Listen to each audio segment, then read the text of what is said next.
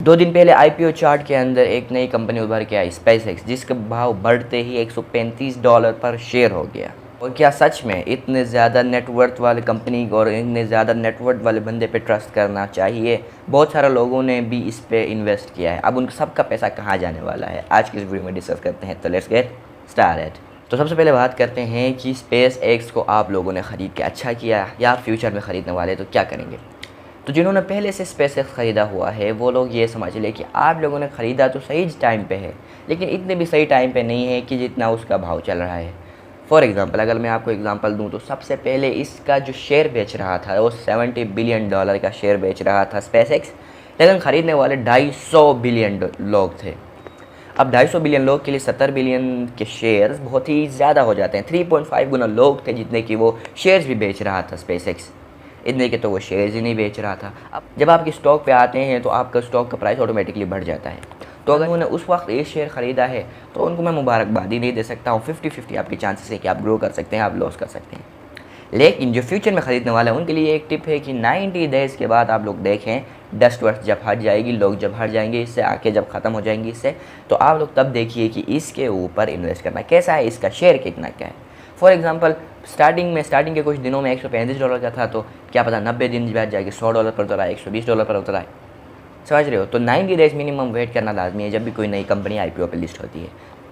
लेकिन क्या आपको मालूम है कि बहुत सारे लोगों को ये लगता है कि आप स्पेस एक्स में इन्वेस्ट कर रहे हैं तो हम लोग स्पेस रॉकेट्स में इन्वेस्ट कर रहे हैं। नहीं, आप लोग किसी और चीज़ में इन्वेस्ट कर रहे हो। तो दूसरे पॉइंट की तरफ बढ़ते हैं। तो आप लोग इसमें सीधे सीधे इन्वेस्ट कर रहे हो स्पेस एक्स के अंदर एलोन मस्क के ऊपर, एलोन मस्क की आइडेंटिटी के ऊपर और इंटरनेट के ऊपर। स्पेस एक्स का 61% रेवेन्यू है वो आता है इंटरनेट से, सैटेलाइट से, जैसे उसका स्टारलिंक है। अब आप लोगों ने स्पेस एक्स में इन्वेस्ट किया तो आपका ये मतलब नहीं कि आप रॉकेट्स उसमें स्टफ़ में, कूल स्टफ़ में इन्वेस्ट करने वाले हो।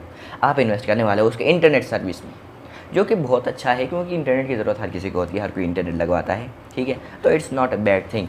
लेकिन यहाँ पे सोचने वाली बात ये है कि क्या एलोन मस्क की कंपनी में आप लोगों का कोई हिस्सा है, आप लोगों का कोई डिसीजन है पब्लिक के? मतलब बिल्कुल नहीं, बिकॉज 45% अभी भी शेयर होल्डिंग एलोन मस्क के पास है, यानी 85% से ज़्यादा वोट एलोन मस्क के हक़ में है। अब एलोन मस्क के हक़ में जब 85% से ज़्यादा वोट्स हैं तो वो ही डिसीजन लेगा, पब्लिक का डिसीजन कोई मैटर नहीं करता। उसके पास उसी कंपनी का शेयर है, वही डिसीजन ले सकता है। अगर आप लोग कोई डिसीजन ही नहीं ले पा रहे हो कंपनी पे, तो आप लोग कंपनी पे इसलिए इन्वेस्ट नहीं करते हो कि हम भी इसको कंट्रोल करेंगे, बल्कि आप इसलिए इन्वेस्ट करते हो कि आप लोगों को उस बंदे के विजन पे भरोसा होता है, उस कंपनी के विजन पे भरोसा होता है, उसकी ग्रोथ पे भरोसा होता है। अब एलोन मस्क तो एक विजनरी बंदा है, इसमें कोई शक नहीं है, लेकिन उसकी कंपनी कब तक टिकी रहेगी, ये एक बहुत ज़रूरी सवाल है। अब आखिरी सवाल, अगर मैं आप लोगों की जगह में होता तो मैं क्या करता? अगर मैं आप लोगों की जगह में होता तो मैं $135 का शेयर नहीं खरीदता। जो मैं आपको बता रहा हूँ कि 90 दिन बाद मैं देखता, ट्रैक करता, मैं वही करता। 90 दिन बाद एक रिकॉर्ड बन जाता है प्रॉपर, तो 90 दिन बाद यानी 3 महीने बाद मैं एक रिकॉर्ड देखता कि ये इतने पे खुला था, इतने पे अभी चल रहा है। बिकॉज वो वाले जो प्राइसिंग होती है वो सबसे बेस्ट टाइम होता है, पीक टाइम होता है किसी भी स्टॉक को खरीदने का।